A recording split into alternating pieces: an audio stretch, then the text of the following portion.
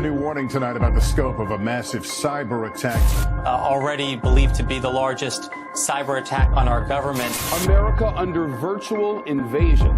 That's what Senator Dick Durbin is calling a massive Russian cyber attack on U.S. government agencies. A so-called supply chain attack against SolarWinds, a company that specialized in network tools, gave hackers access to potentially thousands of targets. The SolarWinds hack was, and really continues to be one of the biggest espionage campaigns recently discovered. The truth is this: the Trump administration failed to prioritize cybersecurity. Microsoft, Google, and other U.S. government entities were compromised by the intrusion. Hackers were able to compromise the Department of Justice and the Nuclear Weapons Agency, among others. Advanced attack. The 1990 نواله ته 2021 پورې زمونږ یو ټایم لاین راخکړی دی په مالویر په باره کې د مالویر جنریشنز منګورو او هغه مالویر جنریشنز دا دي چې هغه هر یو 10 years کې مالویر چې کوم دی هغه کمپیوټر کې اډاپټ کیږي او دا غي سره هغه نور هم دسی ایڈوانس کیږي چې دا غیر لپاره بیا مونږه ټیکنیک ډیفنس ټیکنیک دسی چې هغه مونږه امپلیمنٹ کوو مالویر یو پروګرام دی هغه کمپیوټر ته راشي او هغه بیا اتوماتیکلی چې دینو فایلونه چې کمی هغه انکریپټ کی مطلب تاسو کار یو باسي باغی کې بیا د یو تقریبا تاسو ته یو وینډو غونډه کې راشي هغه تاسو ته وایي چې بیت کوین په کریپټو کرنسی په تر باندې باغی کې پیسې وردن نه کوي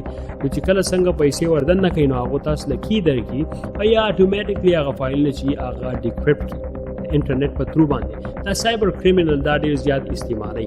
وس پتا سوای چې یاره دا کم زنه د مالویر ګوره زمونږ سره ډیر شي د حکومت ایجنسیان دي چې هغه په دسی یو سافټویر استعمالولې د بل ملک لپاره چې د بل ملک سره مطلب یا جنگ وکړو یا دا غونه انفارمیشن مونږه ایکسپلټریټ کو مطلب دا چې انفارمیشن مونږه دا غونه راو باسو دا غونه دا سافټویر ورګښوي کله چې دا غونه هم دا سافټویر ورګښوي ناغه چاله لاړې بلاس Cyber attack gone awry. Remember the WannaCry ransomware cyber attacks that hit back in 2017? Turns out those hackers used tools that were lifted from the NSA by the Chinese when the NSA was trying to attack Chinese systems. This emerging from a new Symantec report who says Chinese intelligence agents captured the tools and made tweaks to them before passing the technology along. دا کوم هیکرز چې دي دا سایبر کریمینل چې کوم دي د دی په لاس کې دا سافټویر چې دي لرالي نو هغه وسې چې دا ګوره ایڈوانس های ټیکنیک سافټویر دي چې دا وست هغه عوامو باندې استعمالي او عوام چې کم دي انفورچونټلی د بس بدقسمتۍ خبره ده چې هغه سره خودمه ډیفنس سیستم نه اخو ډيري پیسې غواړي چې دا غیره په ډیفنس وکړي او عوامي چل وکړي هغه مالویر چې کم دی هغه راشي او د عوامو انفارمیشن چې کم دی هغه پټ کی یا د انفارمیشن چې په کمپیوټر کې کم دی هغه ختم کی خرابې کی او هغه عوام چې کم دی هغه د ډیر زیات یو قسم ډسرپشن پیدا کی په سوسایټي کې په 1980 کې فرست جنریشن وایرس یو هغه صرف فوکس دا و چې کمپیوټر به خرابول سټینډ الون ماشين چې وته کوم وي دا غیر لپاره بیا کمپنیانو چې کم دی هغه انټي وایرس سافټویر چې دی هغه راخلي او اډاپټ کړي